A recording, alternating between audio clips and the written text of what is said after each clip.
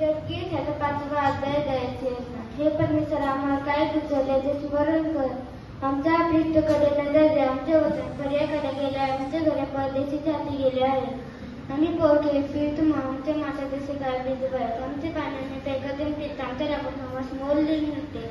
आमच्या चढ करणारे आमच्या मानकुडीत बसले आहे. मी सिरणार मला विश्रांती नाही. आमच्या पोटाला भाकर मिळणार. आम्ही मिस्री लोकांकडे असुस्री लोकांकडे हात पसरवितो. आमच्या पूर्वजांनी पाप केले ते नाहीसे झाले आहे. आम्ही त्याच्या दुष्कर्माचे फळ भोगवितो. दास आम्हाला शब्द करतात. त्यांच्या हातांना सोडविणारा कोण नाही. राणा चालू असलेल्या तलवारीमुळे आम्ही आपला जीव मुठीत धरून आपल्या मिळतो. सूर्य तापामुळे आमची तंत्र भट्टीसारखी तप्त आहे. त्यांनी सोन्यातील स्त्रिया त्याच्या नगरातील कुमारी ग्रंथ केला आहे. त्यांच्या हातातून सरदारांपर्यंत आला नाही. प्रत्यक्ष वडील माणसाचा मान आला नाही.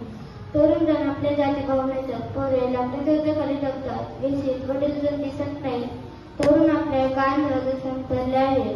आमचा माणसा आरसा नाहीसा झाला आहे. आमचा नेता जाऊन शोक आला आहे. आमचा माणसाचा मुठीत पडला आहे. आम्ही पापात केले म्हणून हाय हाय करीत आहोत. त्यामुळे आमचे हृदय खचले आहे. ह्या गोष्टीमुळे आमचे डोळे मंद झाले आहे.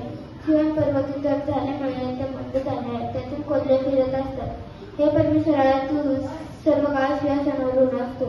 तुझे सिंहासन पिढ्यान पिढ्या आहे. तू आम्हाला सर्व का विसरतोस. दीर्घकाळ नमस्कार सोडून देतोस. हे परमेश्वरा तू आपल्याकडे परत घे म्हणजे आम्ही वळू. आमचे पूर्वीचे दिवस आम्हाला पुन्हा. तू आम्हाला सर्व स्त्री टाकून दिला आहे. तू आम्हाला फार क्रोधमान झाला आहे. आमेन.